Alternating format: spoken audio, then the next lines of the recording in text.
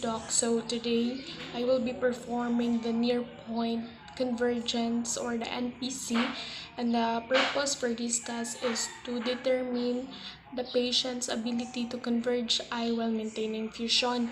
And the equipments for this are pen light, red glass, near accommodative target, and overhead lamp and activity sheet. So for the setup is patient wear habitual glasses if any, and then the second is overhead lamp directed towards the target, and is the third is the pen light held by the examiner at 40 cm.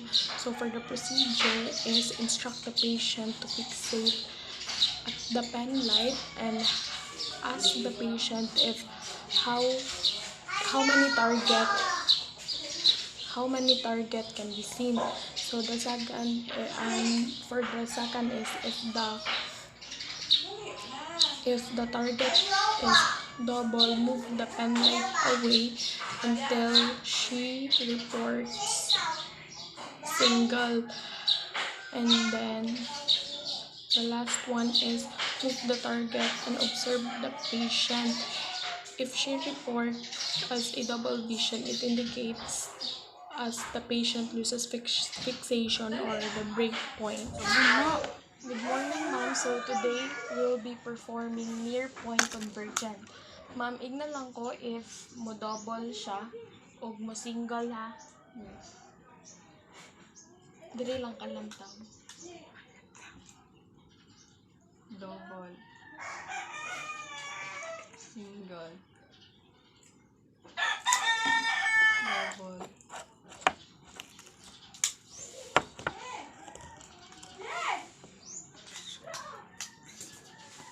So the patient report double vision, so it indicates the break point or the patient loses her fixation. Near point accommodative test or the NPA test. The purpose for this test is to measure in diopters patient's ability to change focus of the eye's crystalline lens in response to near stimulus.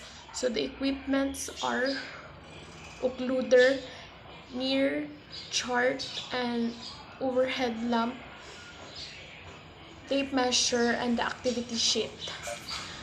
For the setup, patient tested wearing her corrective glasses if any, and then the overhead lamp should light the target well, and the patient will hold the near point card at 40 cm.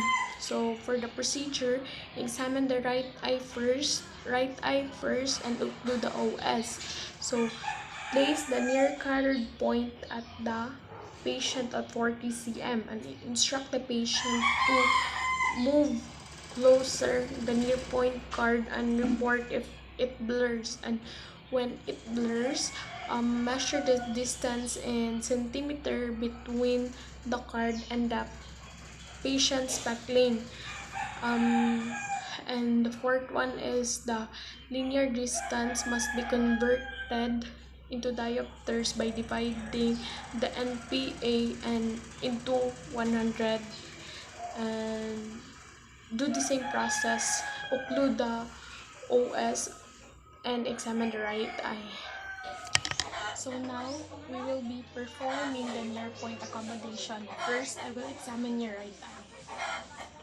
Palihog lang ko og basa ano.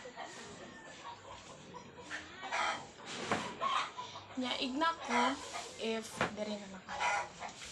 Igna ko if ang kaning near chart is mo double.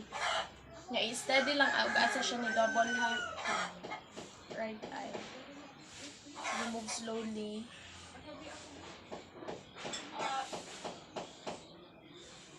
Double. Okay, steady lang.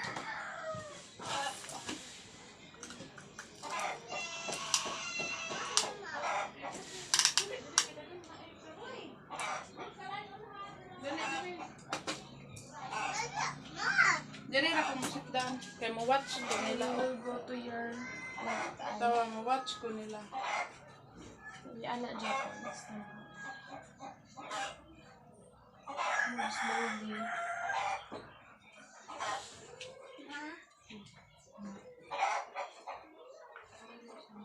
Double.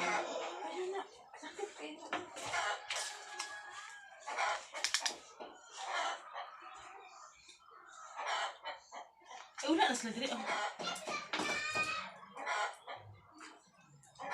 Sige, okay na. Color vision test. For the purpose of color vision test is it is significant for the assessment of macular cone and optic nerve function, and indication for this is for all the patient. This test is for all the patient, and the equipments are lamp of correct temperature for particular test book used, occluder, and test book containing pseudo achromatic plates or the PIPs, and activity sheet. Since we don't have Ishihara plates, I will just download Ishihara on my iPad. Setup is patient seated in the chair, and then the patient will wear the habitual glasses correction if any, and then the examiner will hold the test book at 50 cm. So for the procedure is examine the right eye and occlude the left eye, and then you will instruct the patient to read the test book and observe the patient if she clearly see the test book with only one eye. Let the patient read and record it and repeat the steps. Will examine the left eye and occlude the right eye. So we will now go to the third test, which is the color vision test. Ma'am, nakoy pabasa nimo na Ishihara plates and palihog ko og kung unsay mo nakita na numbers palihog kog sulti. Og I will examine first your right eye.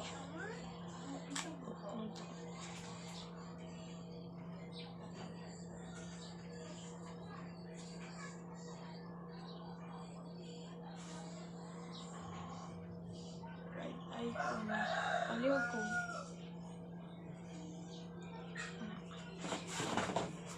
Palihog kog basa, ma'am. 6, 8, 12, 5, 5. Okay, good.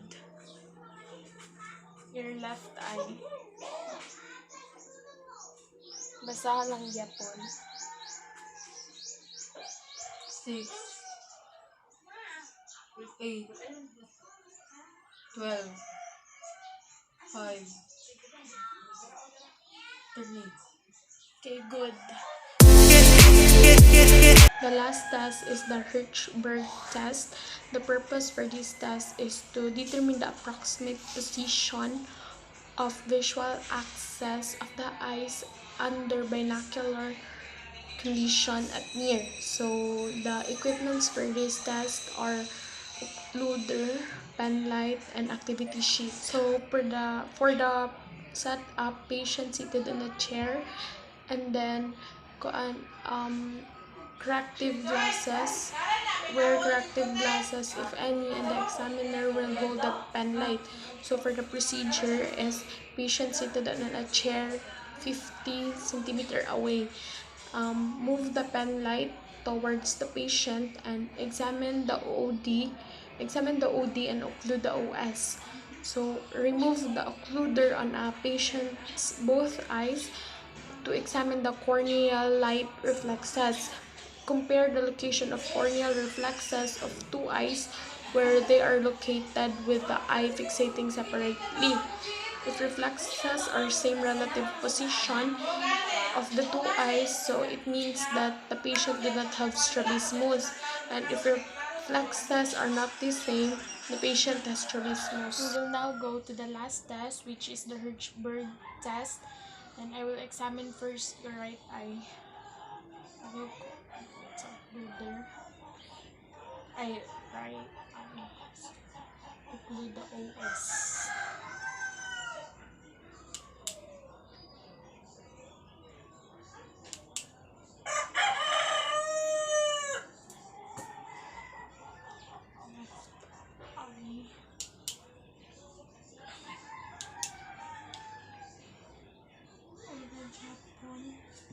Emang dua.